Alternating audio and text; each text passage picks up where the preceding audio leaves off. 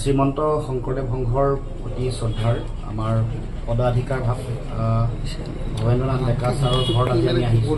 তেখেত পদাধিকাৰ দায়িত্ব লোৱাৰ পাছত প্ৰথমবাৰৰ কাৰণে আমি তেখেতৰ গৃহলৈ আহিছোঁ।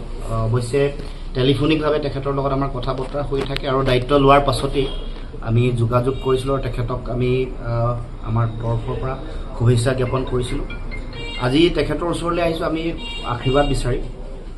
তাৰ লগে লগে জাতীয় জীৱনৰ জটিল সন্ধিক্ষণত কেনেকৈ সমাজ, কেনেকৈ দেশ আৰু দেশৰ সামাজিক ৰাজনৈতিক প্ৰেক্ষাপটত আমি আমাৰ কি দায়িত্ব হোৱা উচিত সেই মাৰ্গদৰ্শন তেখেতৰ পৰা ল'বৰ কাৰণে আমি তেখেতৰ ওচৰলৈ আহিছোঁ। আৰু আমাৰ দলৰ তৰফৰ পৰা, দলৰ মঞ্চৰ পৰা পদাধিকাৰ বাপক আৰু সকলোকে, সংঘৰ সকলো ভকত বৈষ্ণৱ সকলোকে মই প্ৰণিপাত জনাইছোঁ। আপোনালোকৰ সকলোৰে আশীৰ্বাদ বিচাৰিছোঁ যাতে অসমৰ কাৰণে, অসমৰ জাতীয় জীৱনৰ কাৰণে সদায় আমি ভালকৈ কাম কৰিব পাৰোঁ, যুঁজিব পাৰোঁ।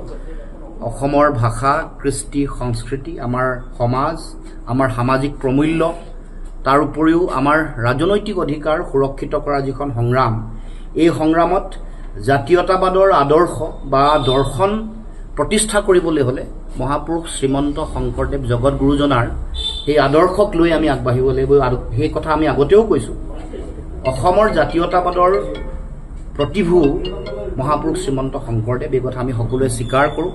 এটা জাতি, এটা জাতিৰ সভ্যতা নিৰ্মাণ কৰিবলৈ প্ৰয়োজনীয় সকলো ধৰণৰ আধাৰ, সকলো ধৰণৰ অৱলম্বন গুৰুজনাই আমাক দিছে।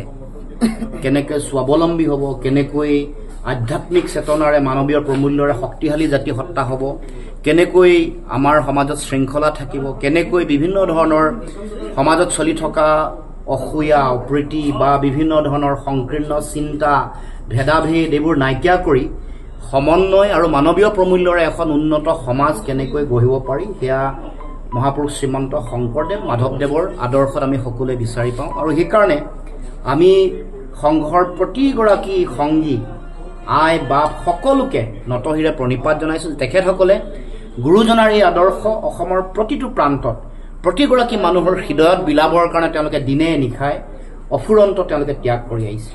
গতিকে আজি এই ক্ষণত শ্ৰীমন্ত শংকৰদেৱ সংঘৰ প্ৰতিগৰাকী সংগী, আই বাপ সকলোকে মই সেৱা জনাইছোঁ, শ্ৰদ্ধা নিবেদন কৰিছোঁ। আৰু গুৰুজনাৰ এই আদৰ্শৰে অসমৰ সমাজ, অসমৰ জাতীয় জীৱনক যাতে এটা স্বাভিমানৰ উচ্চ শিখৰত যাতে আৰোহণ কৰোৱাব পাৰোঁ। আমি অসমীয়া জাতিৰ সত্তাক পৃথিৱীৰ মানুহৰ আগত একক আৰু অনন্য ৰূপত প্ৰতিষ্ঠা কৰিবলৈ আগবাঢ়ি যাওঁতে গুৰুজনাৰ সেই আদৰ্শ আৰু দৰ্শন যাতে সদায় সকলোৱে হৃদয়ত স্থাপন কৰি আগবাঢ়ি যায়, তাৰ কাৰণে আমি সকলোৱে অহোপুৰুষাৰ্থ কৰি আহিছোঁ। আৰু আমাৰ দলৰো সেইটোৱেই মূল আদৰ্শ যে অসমৰ যিটো সাতাম পুৰুষীয় ঐক্য, সমন্বয়, সম্প্ৰীতিৰ বৰ ভেটি ভাঙি থানবান কৰি দিবৰ কাৰণে অহৰ্নিশে যিটো ষড়যন্ত্ৰৰ কূটকৌশল চলিছে, গুৰুজনাৰ আদৰ্শ আৰু দৰ্শনকো বিভিন্ন ধৰণে মানুহৰ মাজত নাইকিয়া কৰিবৰ কাৰণে বা কিছু অৱনমিত কৰিবৰ কাৰণে যিবোৰ ষড়যন্ত্ৰ কূটকৌশল চলিছে, সেইবোৰ আমি সকলোৱে সন্মিলিতভাৱে আমি উফৰাব লাগিব, উৎখাত কৰিব লাগিব। গুৰুজনাৰ আদৰ্শ, চিন্তা, জাতীয় চেতনা আৰু দৰ্শন যেতিয়ালৈকে অসমৰ প্ৰতিগৰাকী মানুহৰ হৃদয়ত থাকিব, তেতিয়ালৈকে সেই জাতিক কোনেও ভাঙিব নোৱাৰে। কোনেও বিচ্ছিন্নতাবাদ, সাম্প্ৰদায়িকতা, ঘৃণা, বৰ্ণবাদ এনেকুৱা চিন্তাই সমাজখন কেতিয়াও ভাঙিব নোৱাৰে।